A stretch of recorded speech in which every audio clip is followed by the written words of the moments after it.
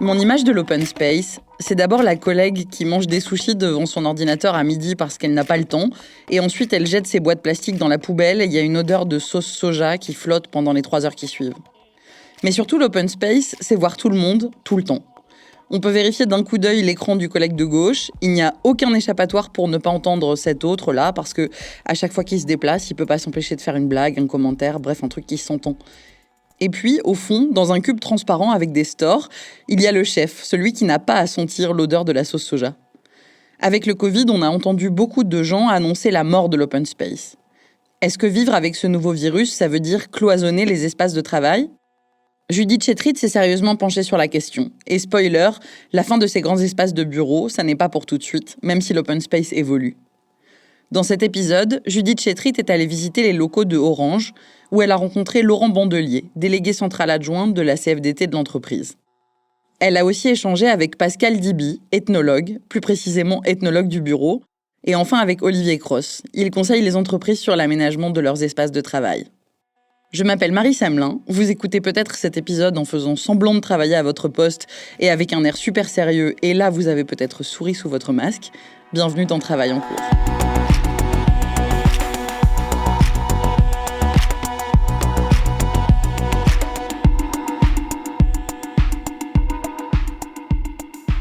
Depuis plusieurs mois, si vous y retournez, la vie au bureau a un nouveau mobilier. Des signes de circulation à suivre, des flacons de gel hydroalcoolique, des masques, des affiches collées dans les ascenseurs ou sur les portes pour rappeler que cette salle est limitée à 10 personnes.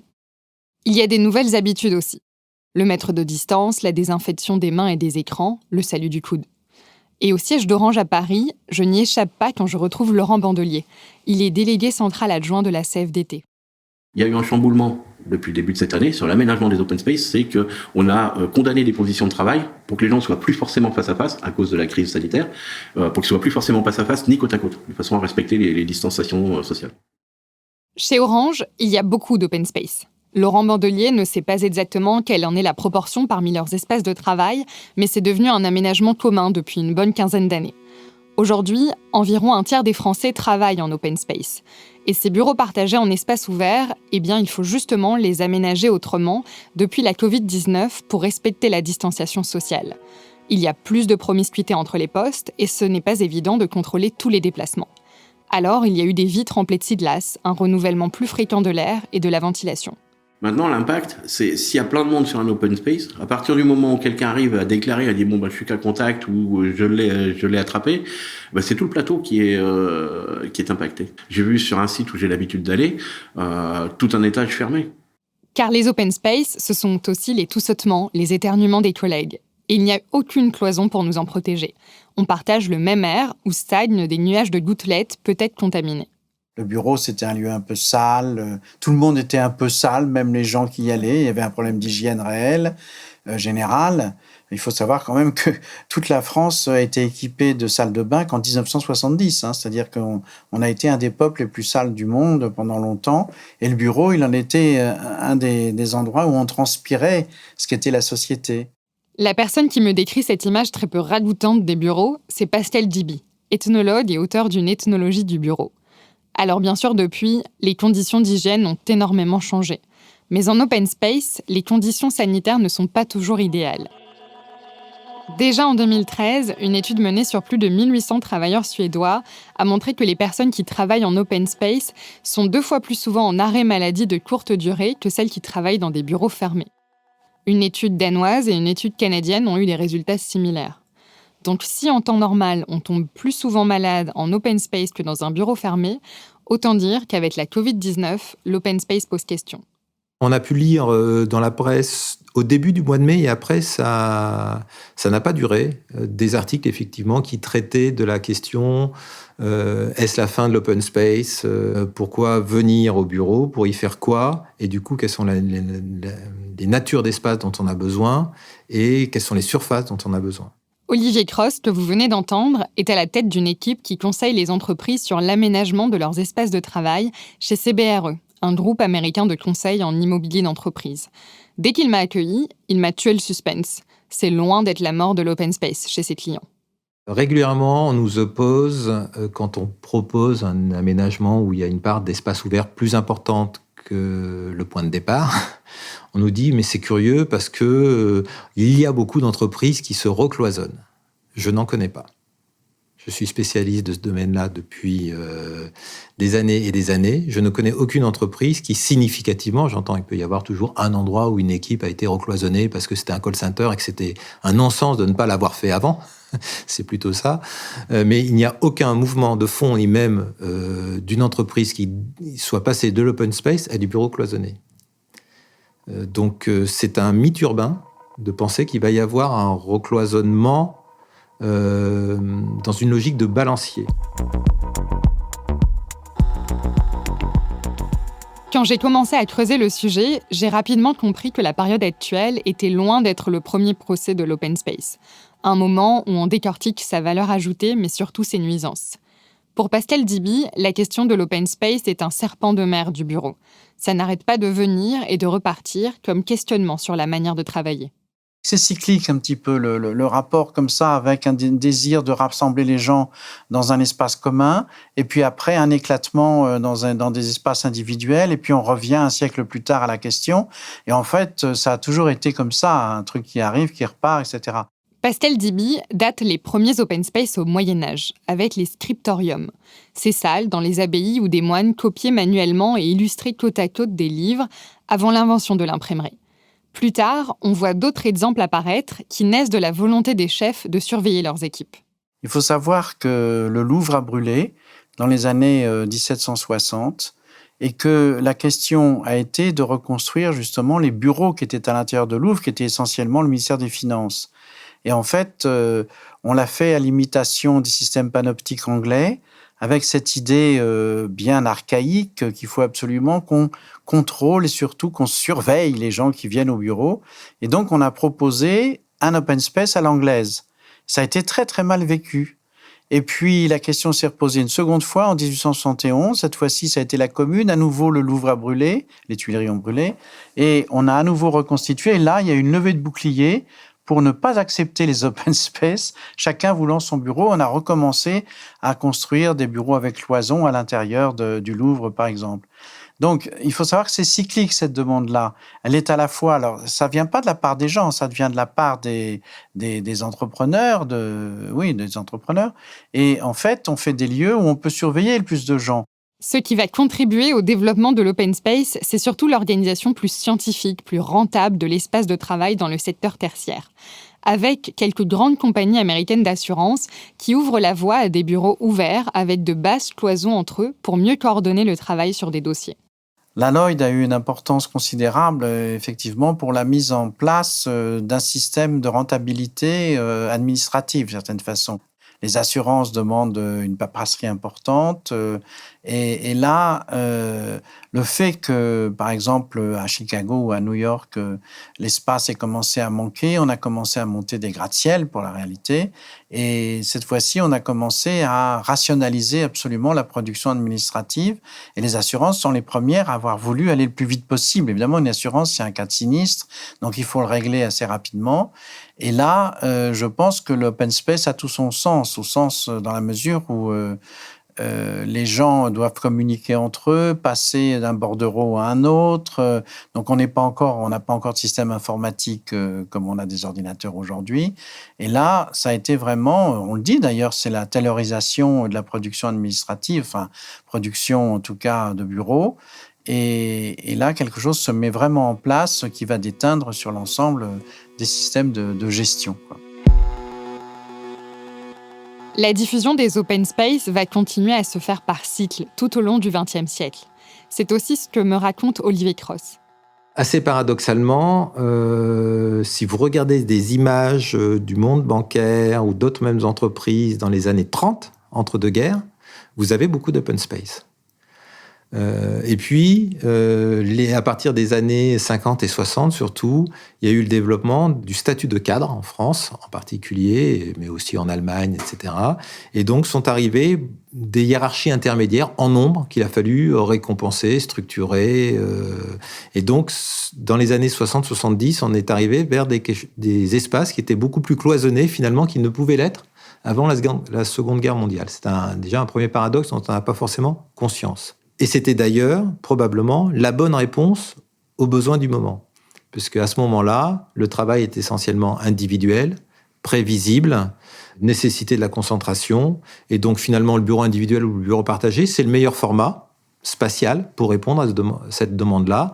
En plus, sans forcément de pression économique très, très forte pendant ces années-là, pour les pays occidentaux en tous les cas. Et puis, le monde a évolué, mais pas forcément l'espace. Donc, on a commencé à avoir une distorsion très forte entre le travail qui évoluait, de plus en plus imprévisible, de plus en plus collaboratif, alors qu'on restait dans des espaces individuels qui ne répondaient plus du coup à ce qu'étaient les journées de travail des différentes personnes. Donc, en plus des espaces individuels, il fallait rajouter énormément d'espaces collaboratifs avec l'impossibilité à le faire pour des raisons économiques, donc une pénurie d'espaces collaboratifs. Donc, il a fallu simplement, c'est ce qui se passe depuis 10-15 ans, rééquilibrer tout ça pour fournir des espaces qui répondent à ce que sont les journées des collaborateurs. Par contre, derrière l'open space, il ne faut pas voir la promesse d'une meilleure communication entre les collaborateurs. Olivier Crost insiste beaucoup dessus. L'autre légende urbaine, c'est les open space ont été créés pour faciliter la communication. Non. Les open space ont été créés pour faciliter les réorganisations, la fluidité des équipes, pour se rencontrer, etc. Mais c'est pas la communication en one-to-one avec des collègues qui font partie de l'équipe, parce que ça, de toute façon, ça fonctionne en bureau partagé. Ça fonctionne pas, évidemment, quand on est dans une succession de bureaux individuels. Les open space n'ont pas été créés, c'est un contresens de penser qu'ils ont été créés pour générer de la communication accrue au sein des équipes. Surtout parce qu'en fait, l'open space, contrairement à ce qu'on pourrait penser, ne favorise pas toujours la conversation directe entre les personnes. En 2019, 2 professeurs de l'université d'Harvard comparent, à partir de microphones posés sur les tables, le niveau d'interaction au sein d'une même équipe. Celle-ci vient de quitter ses bureaux privés individuels pour un open space. Leur discussion en face à face baisse de 67%. Ils préfèrent désormais s'envoyer plus de mails. Parce qu'en France, il y a en moyenne 8 à 10 personnes dans les open space et elles font du bruit, ce qui parasite parfois la concentration de leurs collègues. Laurent Bandelier. Le travail en open space a développé certains comportements. Les gens qui veulent s'isoler pour pouvoir travailler, pour se concentrer, mettent un casque, écoutent de la musique éventuellement. L'autre aspect, c'est sur tout ce qui est conversation, conférence téléphonique. D'une manière, on va dire, correcte, les gens évitent de tourner sur une conférence téléphonique avec un haut-parleur ouvert. C'est arrivé, c'est tout de suite gênant. Et ça c'est, il y a des choses qui ont été sorties d'ailleurs sur les plateaux, des espèces de petites lampes qui sont posées régulièrement. Si on fait trop de bruit, ça passe au jaune puis au rouge. Et quand c'est au vert, ça veut dire qu'il n'y a pas trop de bruit, donc on respecte les autres.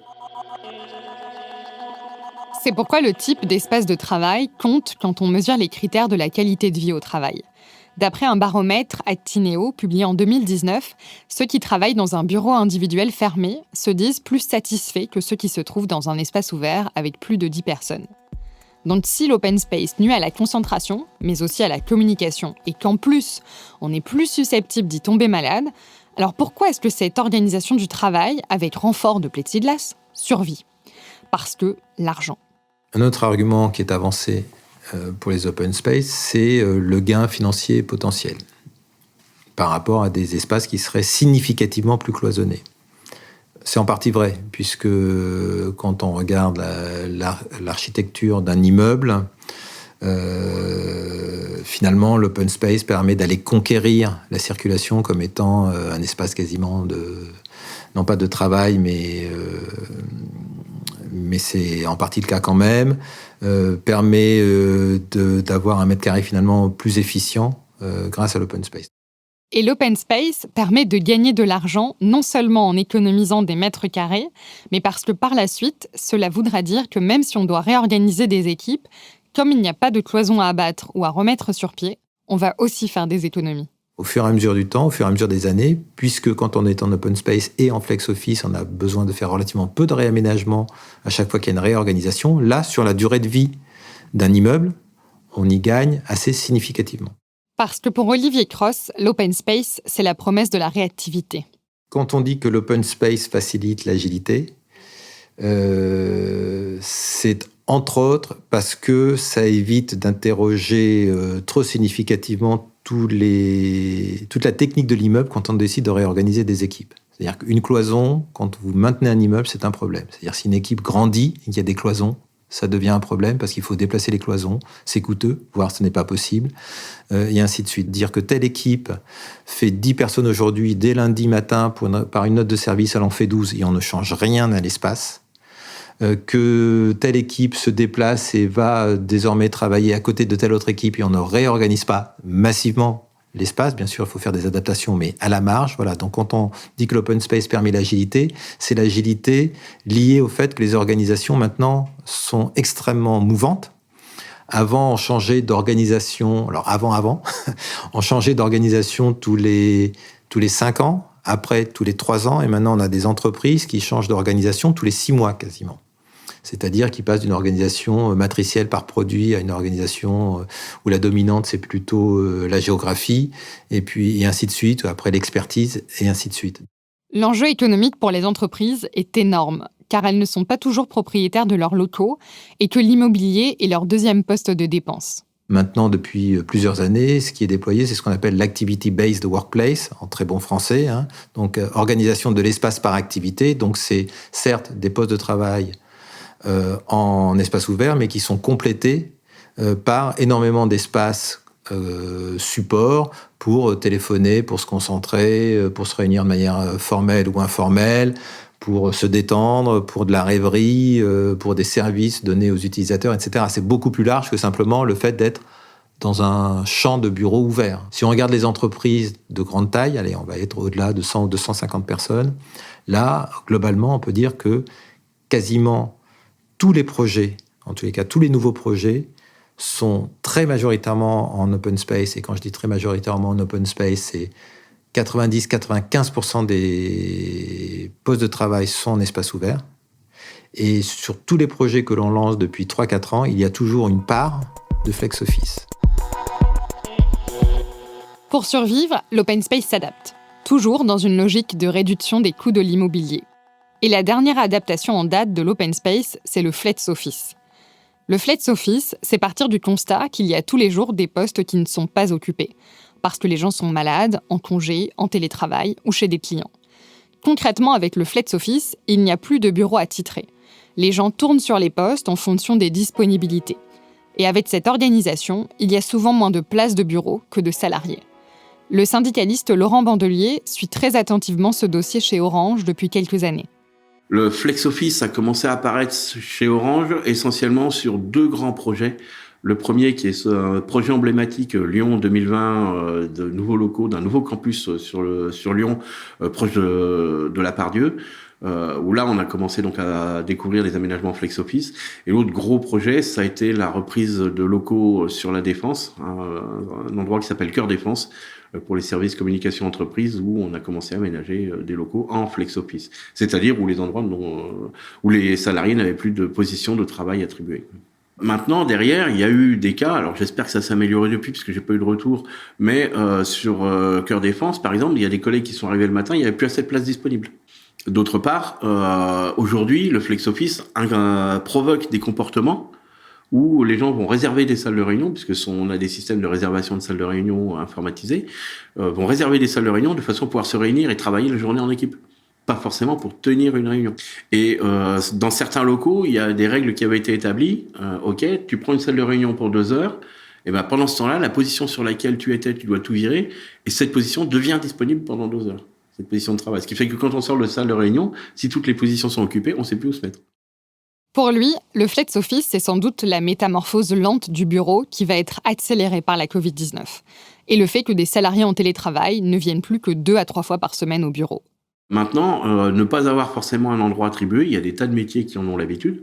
Les vendeurs en boutique n'ont pas un bureau attribué, par exemple. Tout ce qui est commercial, ce qu'on appelle les salariés nomades, sont habitués depuis très longtemps à pas forcément avoir une position de travail personnalisée. Ceci dit, c'est loin d'être la majorité des salariés de l'entreprise. Il y a une tentation de faire accélérer le flex office à travers le Covid-19, clairement. Clairement, puisqu'on a réussi à placer, je vois pour Orange, plus de 60 000 personnes en télétravail en l'espace d'une semaine, voire peut-être une semaine et demie. On s'est aperçu donc qu'on était capable de mettre des gens hors nos locaux.